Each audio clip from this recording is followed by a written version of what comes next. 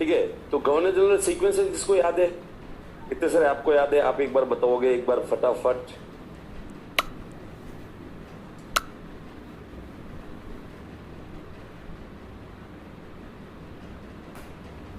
मराठा,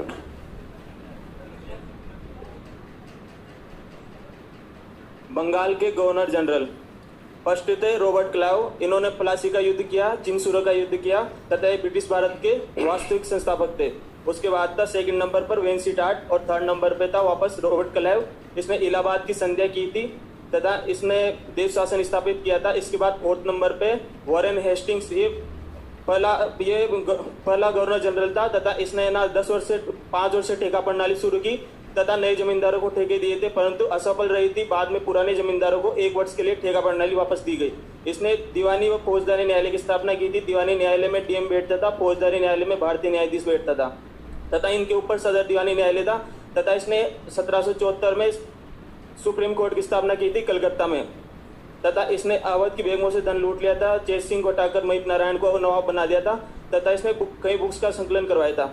उसके बाद 5th number पे लॉर्ड कॉर्नवालिस, इसने 10 वर्ष से ठेका प्रणाली शुरू की थी तथा इसने उसको स्थायी कर दिया था। इसका ड्राफ्ट जो शो ने तैयारी किया था ये 19% क्षेत्र पे लागू थी।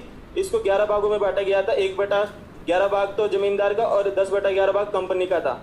तथा इसके समय कॉर्नवालिस कोड भी आया था। और 6 नंबर पे था जॉन शोर और उसके बाद 7 नंबर पे था लॉर्ड रिचर्ड वेलेजली। इसको बंगाल का शेर कहा जाता है तथा इसने टीपू सुल्तान की हत्या की थी तथा इसने सहायक संध्या की थी। सहायक संध्या करने का कारण था ये स्थायित्व प्राप्त करना चाहते थे तथा रियासतें संघ बना सकती थी तथा वह नेपोलियन का आक्रमण का भी डर था। उसके बाद सहायक संध्या की इन्होंने हैदराबाद के साथ, अवध के साथ, पेशवा के साथ और मैसूर के साथ। उसके बाद 8th नंबर पे आता है वापस लॉर्ड कॉर्नवालिस। ये 2 बार गवर्नर जनरल नियुक्त हुआ था।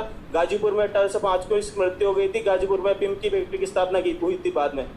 उसके बाद 9वें नंबर पे था जॉर्ज बार्लो। इसके समय वेल्लोर विद्रोह हुआ था मद्रास में। मद्रास का गवर्नर था बेंटिक ने इसे प्रेस पर प्रतिबंध बताया था, जबकि ये धार्मिक पर प्रतिबंध को इसने कारण बताया था बार्लो ने। उसके बाद 10वें नंबर पे था लॉर्ड मिंटो के समय अमृतसर की संधि हुई थी 1809 में रणजीत सिंह और अंग्रेजों के बीच में। इसे चार्ल्स मेडकोफ ने किया था। इसके अनुसार सतलज नदी को अंग्रेजों और रणजीत सिंह के बीच सीमा रेखन किया गया। उसके बाद 11वें नंबर पे था लॉर्ड हेस्टिंग ये इसने बादशाह से बराबरी के स्तर पर मिलने से मना कर दिया तथा इसके समय फर्स्ट एंग्लो नेपाल वार हुआ था। संगोली की संधि हुई थी तथा नेपाल के पहाड़ी क्षेत्रों पर शिमला इन पे कब्जा कर लिया था तथा काठमांडू में सेना तैनात की थी। इसने पिंडारियों का उन्मूलन किया था। पिंडारियों के नेता चीतों को चीता खा गया था।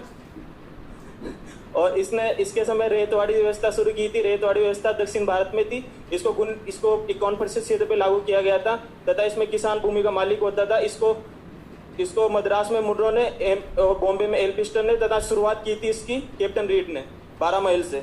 उसके बाद मालवाड़ी व्यवस्था ये 30% क्षेत्र पर लागू थी। इसमें ग्राम सभा भूमि के मालिक होती थी तथा इसको मैकेंजी ने लागू किया था 1822 में तथा कैप्टन बर्ड ने इसे बड़े तौर पर लागू किया था तथा उत्तर भारत में इसको थॉमसन ने लागू किया था।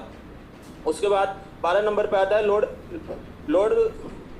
जॉन एडम्स ने इसने प्रेस पर प्रतिबंध लगाया था तथा मिरातुल अखबार राजा राम मोहन राय के अखबार पर सबसे पहले प्रतिबंध लगाया था। उसके बाद आता है जो लॉर्ड एमिस्ट। इसके समय फर्स्ट एंग्लो बर्मा वार हुई थी तथा इसमें यानबू की संधि हुई थी तथा 47 इन्फेंट्री ने विद्रोह कर दिया था। उसके बाद 14 नंबर पे आता है वो विलियम बेंटिक। ये भारत का पहला गवर्नर जनरल था। ये व्हिग दल का सदस्य था तथा इसने सती प्रथा पर रोक लगाई 1829 में बंगाल में तथा 1830 में पूरे ब्रिटिश भारत में सती प्रथा पर रोक लगाई। इसने ठगी प्रथा का उन्मूलन किया कर्नल स्लीमैन के नेतृत्व में तथा इसने 4 चीजें की थी। पहला तो अफीम का नियमन किया था तथा इसने बंगाल में कलकत्ता में मेडिकल कॉलेज की स्थापना की थी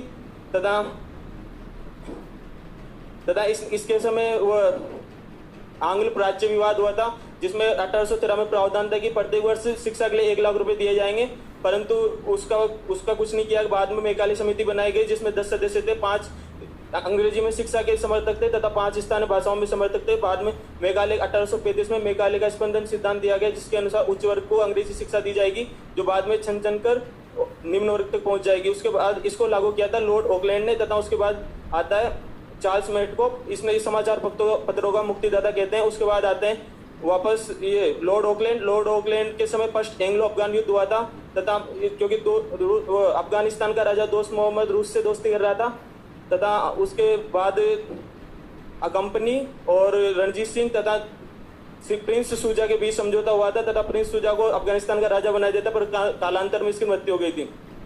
उसके बाद आता है लॉर्ड एलनबरो। इसके समय सती प्रथा पर दास प्रथा पर रोक लगाई गई तथा इसने सिंध का विलय किया चार्ल्स नेपियर के नेतृत्व में। उसके बाद आता है लॉर्ड होर्डिंग्स। इसके समय फर्स्ट एंग्लो सिख वॉर हुई थी तथा इस लाहौर पर कब्जा कर लिया था। लाहौर की संधि हुई थी जिसमें 4 प्रावधान थे। उसमें दुलीप सिंह को राजा बनाया गया तथा 1.5 करोड़ युद्ध अर्जाना दिया गया तथा सेना में कटौती की गई तथा जालंधर दोआब लिया गया। उसके बाद आता है लॉर्ड डलहौजी के इसने मतलब राज्यों को 2 भागों में बांटा गया। राज्यों को 2 तरह से विलय किया। फर्स्ट युद्ध के माध्यम से पंजाब और सिक्किम और बर्मा का विलय किया। और इसके समय सेकंड एंग्लो सिख युद्ध हुआ था तथा चित्तलवाना युद्ध हुआ था तथा गुजरात युद्ध हुआ था जिसमें डप्पू सेनापति था।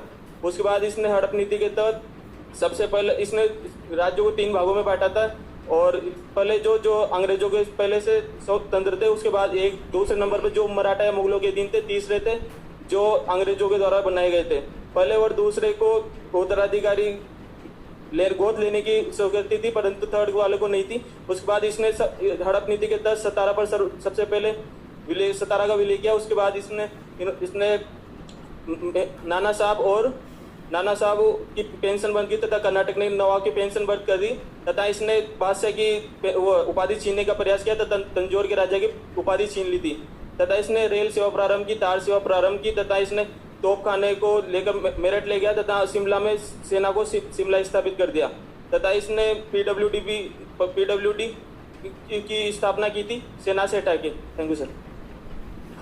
Thank you.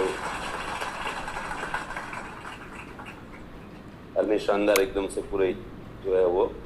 चलो इसके आगे का कल कौन बताएगा? चलो ठीक है ना, इससे आगे डलहौजी के आगे। चलो तो आज तो अपन एक बार लिखना वापस स्टार्ट करते हैं कि रिवीजन तो हो ही गया है सीधा। हाँ तो अपन लोग पढ़ रहे थे।